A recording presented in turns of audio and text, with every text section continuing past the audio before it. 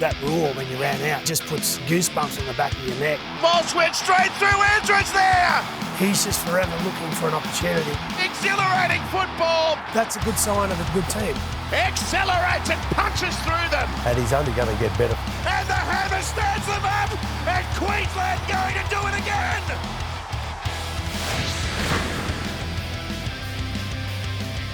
Thanks for joining us for a very special State of Origin edition of Queensland, and not in the normal studio today, boys. This almost reminds you of like a 1990s dressing room with all the Queensland jerseys hanging up here. We've got the Origin field ready to go ahead of the State of Origin decider here at Suncorp Stadium. But Lockie, interesting that probably the biggest rivalry in the lead up to this is Gordon Tallis and Michael Maguire. Are you loving this war of words? Yeah, well, I think it adds some spice to the contest. We saw it in Game 2 when Madge came out and talked about glass houses, and that all pretty much became the whole discussion all week. So, look, former players or coaches probably have got a bit more of an appetite to throw those comments out there than the current players. I think they're all pretty reluctant to say something or fire a shot over the bow, which will motivate the opposition. But I think it just brings a few more eyeballs to the contest. Yeah, that's what we love. And while he's sticking with the glass houses line, Michael Maguire, is it a deliberate tactic? Is it almost like the Wayne Bennett playbook of take pressure off your team? I guess he's the best judge of that, but certainly I've got to say I probably believe that he's just trying to milk as much of the pressure and keep it on himself rather than it be on his players. But certainly he has become very, very confident since their win in Game 2, and feels like that he's the man in the middle. So good luck to him. I'm sure that's going to be the centre of attention, as will be where the game's being played. And I think that's got a little bit more than a little bit to do. Trying to take the pressure off the boys about playing at Suncorp Stadium. If he can do that, he's a superman. Have you missed this, Lockie? A little bit of spice leading into Origin? Almost not since Gal played have we had this kind of level of spice. Yeah, that's about right. I think that the players of yesteryear, like Gordy, he always told it how he thought it was. I mean, he could back his words up on the field anyway, Gordy. So, and same with Gal. But I just think the modern day game, I think coaches are very wary about giving the opposition motivation, and that's why they tell their players to just keep it under wraps. And you got outspoken former players. That's all you need to get the juices going. And Adam, I seem to remember a couple of occasions where the pressure was on me, but it was on Lockie, and we went in trying to respond to allegations that came against us, and we made some pretty big statements in the build-up to the game. But to be honest, the 5'8" that we like to stand behind the big boys up front. If the big fellas want to take all the pressure upon us, they're extremely welcome. Yeah, I was pretty good at going around the dressing room before the game and telling everyone else to go and whack this guy and whack that guy, but I never had any intention of whacking anyone myself. Well, speaking of forwards, a bit of conjecture over the second row, Lockie, position-wise. Dave Fifita overlooked again for Kurt Cape. Well, Billy said his standard probably isn't as good as it was last year, Dave Fifita, when he played all 3 games. But you look at the metrics, he's probably as good as he was last year. Like, how tough was that decision? Oh, look, I think, Dave is obviously, he's found some form in the last few weeks, and that's with the Titans going a bit better. Look, I think one of the real, Billy watches a lot of football. He would have studied Dave over the last, 2 to 3 weeks. After Game 1, obviously winning that game, you don't make any changes, but I'm sure he would have studied Dave's game, not just before Game 2, but over the last few weeks. And I think the biggest thing for Dave to work on is obviously when he gets fatigued and tired, that's when the habits of an Origin player really are important. And I think that's just one part of Dave's game that he can be better at. And I think if he takes that on board, takes the disappointment and knows that there's little things he still needs to get better in his game, then it's up to him now. Yeah, he's certainly an extremely good judge, and he's close to the players. He knows exactly what's required. I'm sure he studies them a lot and can make a pretty good judgment on who's getting tired at what stage of the game, who put in, who stuck to the game plan as tight as possible. So he is certainly the best judge to come up with a situation like this and be able to work in with the selectors on a very close but tough decision. Plenty of people probably thought Fifita would be there, but there are, I think, opportunities for him now to come back in future years and certainly come up with some of his best play. He's big, strong, he's powerful, but there haven't been too many players that didn't deserve to be in a Queensland State of Origin team. The blokes that are there at the moment, we trust them, we think they're quite comfortable, and they're certainly not going to let the maroon jersey down. And you mentioned he's a big body too. Well, is Queensland maybe lacking a little bit of firepower in the forwards? Well, we're lacking a bit of size. The firepower, that certainly will... the candle will be lit at the start of the game, or the dynamite stick will be lit at the beginning of the game. So it'll be quite interesting to see how the other players respond. And also, they've been given the chance, and I'm sure Billy will be talking to the players and just saying to them that he's shown faith in them. It's about time that they respond in that way, and the players certainly have done that previously. In Game 1, it was a wonderful effort, so they have another opportunity now to remind the coach that he made the right decision here.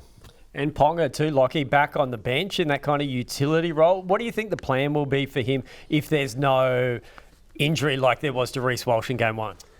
Well, I think Billy had a plan for Cobbo in Game 1 if there was no injuries. It happened, obviously, it's all history now, but obviously Reece got wiped out early. But he'll have a way of injecting KP into the game. He's not there, he's just not going to sit on the bench as coverage for an outside back. There'll be a way to get him into the game, and you only got to look back to when Cooper Cronk used to come on from number 14. Sean Berrigan was before that. Yeah, you got these sort of edge, sort of ball playing sort of halves that can go to an edge and create two sides of attack. You'll have potentially Reece on one side and then KP on the other, which, if you can build some fatigue and build some ruck speed and momentum, that becomes pretty dangerous. Plenty of people, Adam, saying that this is a mistake that's been made by Queensland. I don't believe that at all. And take a look at the skill of the players of the people that have made the decision. We've got the greatest two fullbacks that Queensland have ever displayed in Lockie and Billy. I'm sure they know exactly what will be required, and he'll be also. There'll be time and space for the players to make an injection when they're introduced to the game, and I probably think that's going to be the most interesting factor from here until the time that he gets to make a step onto the field. When it's going to be, how tight are New South Wales going to be, in what area? Will it be in dummy half? Will it be coming on in the back line? So there's a huge decision to be made. One thing I loved when Kalyn Ponga did his press conference and he said, "I've been dreaming about playing with Reece Walsh," of like him running down the sideline, getting a pass back from Reece Walsh. As a Queenslander, does that excite you, the fact that that could potentially happen? It does. I still think we have to lay the right platform for them to showcase their skills. So, as we saw in Game 2, like if you don't have any momentum in the middle of the field, you look pretty average. So there'll be a real focus for the forwards to try and win that battle. So the likes of Reece and KP can do their thing with time and space. Yeah. How hard was that to watch Game 2 when they were essentially bullying the Queenslanders? Yeah, it wasn't fun. It wasn't enjoyable, and I think that if and when the players got the opportunity to sit down and watch that game together, that certainly would have drilled a message into them that they'll react to and react quite angrily. Certainly watching it when you're in the company of your teammates, that's the time when you realise that the initial plan that was put in place was not put into effect. One player the Blues are missing, Latrell Mitchell. He was excellent in bullying the Queenslanders in Game 2. Like, what's the difference there with Bradman Best in the centres as opposed to Latrell Mitchell? Kind of two very different players. Yeah, well, both sort of big units though. Bradman, I think he's only played the one game. He scored a double, so he's not going to be overawed by the occasion. And Look, he's a hard running sort of centre. He plays with aggression as well. I think with Mitchell, he brings an X factor. He brings an unpredictability about him. Whereas Bradman's his strength is his running game. It'll be a really good contest out there. Dane Gagai, his Newcastle teammate, will be marking directly against him. So that'll be a fascinating matchup. Yeah, I agree with you, Lockie. Latrell, he's got power, he's got class, he's got the ability to be creative as well, where I probably see the other as being more a stopgap player that runs and has full intentions to make life as difficult as possible for those in the defensive line. So it's quite interesting, but it's a big decision that had to be made, and I think it's one that New South Wales couldn't have done better. Do you think in a way Lockie Latrell got in their heads in Game 2 a little bit? You know what? The thing that made me nervous about Latrell in Game 2 was he was very quiet in the lead-up. All the talk was about Maguire and the glass houses comment, and I think that was deliberate to take the focus away from his team, but also in particular Latrell. So I think the Blues as a team just all collectively just played way too good for us. So I don't think anyone got in our heads, but they understand how far we were away from a good performance in Game 2, and they need to rectify those parts of our game in this game in Game 3. Yeah, you're right, Lockie. They didn't get into our heads. They didn't upset us, but what they did was put into effect the plan that had been put in place throughout the course of the week in the build-up to the game, and that was a wonderful performance from New South Wales, as hard as it is to say, but they really did carry out the plan to the best of their abilities, and certainly this time around it's going to be a real challenge for Queensland to make sure that they can get over the top of them. And the injury concern for Queensland is Harry Grant hasn't played the past 2 games for the Melbourne Storm under a bit of an injury cloud. Is that why we see Reid Marnie in the extended squad, Lockie? Yes. Yeah. Yes.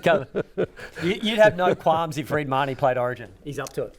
Oh, look, the Bulldogs are going really well at the moment, and there's a lot of good players in that team. But Reid Marnie made 64 tackles on the weekend. He played 90 minutes or something. So he's suited to this environment. Like, it would be obviously a step up, but he's the type of player that I think's made for this arena. Reid's done a wonderful job to remind selectors, impress everyone around of his capabilities, of his class. He's certainly an extremely good player. Harry, well, I'm sure you know, Adam, I've been talking about Harry Grant. The first time I ever saw him play, said this kid will play for Australia. Yeah. It was 7 minutes into the game when we were watching it. He's a wonderful player, and it'll be a loss, certainly a loss if he's unable to play. I think he probably will, but Reid's one of those guys that's reminded everybody of the class and skill that he has, and we all go into State of Origin land at some stage throughout our career, and there'll be doubts from plenty of people about whether they're going to be able to make it, which player could make it, which one probably won't, but I think that there wouldn't be anybody certainly on the Queensland side of the fence that would have doubts about Reid. How good would his niggle be too in Origin, Lockie? In front of a home crowd, yeah, when they're all on your side, it would make for, I think he'd be part of the entertainment. The people, if he was playing, people would go there going, okay, well, Reid Marnie's playing. Is he going to get under the skin of the Blues? Because that's his natural game, and I don't think he'd change that.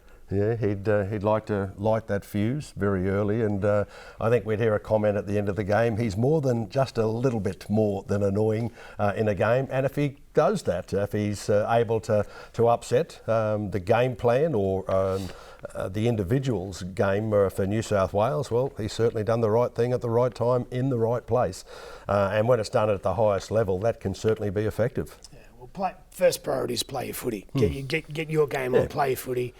And if there's any opportunity for a niggle that, feels like you want to do it, then do that. But priority's footy. Well, you're a selector, Lockie. He's been judged on his class. Footballers aren't just judged because they can start a fight on a football field. They've got to have the ability and skill to be able to impress selectors and also their teammates. Well, his service out of dummy half is excellent. He gets through a mountain of work in defence, cleans up a lot of little things in that ruck area. So, look, like I said, I think he's got the makings of a good Origin player. Yeah, he's a wonderful tackler. Side on at marker, he is very good. He faces some of the biggest front rowers and second rowers charging onto the ball, but his ability to be able to take them side on and drop them to the ground without the loss of much energy. Well, if Queensland are to win the decider, what do they need to do well? Oh, look, I just think you got to somehow flip the contest in the middle from game 2. Look, if you look on paper, we are a smaller team, but that doesn't mean we can't be effective. But game 2, we had no ruck momentum. We couldn't win any ascendancy. Every time we were kicking, we were on the back foot. They were getting off the line, kick pressure. When they had the ball, they were getting through the tackles, and then Mitch Moses was kicking with no pressure. Somehow we need to flip that. Yeah, speaking about kicking, I think that's where Queensland have certainly got to take control. They've got to make sure that New South Wales, they will be big, they'll be strong, and attempt to be to overrun Queensland. But I think if Queensland can put their game into effect and continuously turn New South Wales around, so that the big boys are turning around, racing back to get the ball to try and cart it away from their own line. I know it's easier said than done, but if they can put that into effect, it's certainly going to increase the demand on New South Wales and certainly take a lot of petrol out of the tank. Interesting listening to Billy too, Lockie. In his press conference, he said the first thing he did was shine the spotlight on himself before he looked at any players, his own coaching ability. That, like, talking to him, how personally did he take that loss in game 2? Oh, I think that's just Billy, and that just sort of goes to show the type of person, character he is. He's all about team, but I think everyone's accountable. And when you get beaten comprehensively like that, everyone's got to take a look at themselves and see what they could have done better in their preparation, what they could have done better on the night.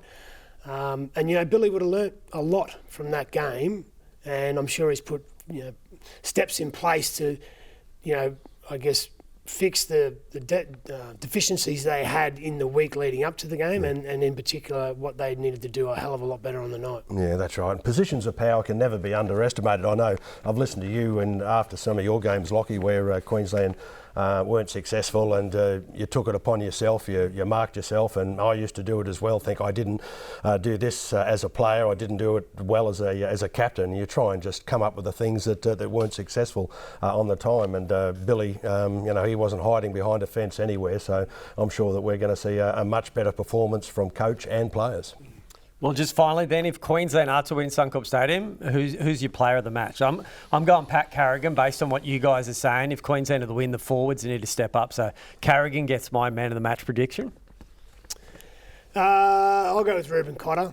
I think, again, it's in the middle, and, given the bench composition, like some of those boys will have to play long minutes, and I think Reuben will be one of those guys, and he'll just tackle his heart out all night, and he'll do what he needs to do in attack to get us to create some space for our backs. Yeah, I'm the president of the Reuben Cotter fan club, but I'll change this one. I'll go with DCE. Oh, yeah. He's got to put in a captain's knock. He's got to inspire the players, keep at them throughout the course of the entire match, just to try and get them to play a little bit better.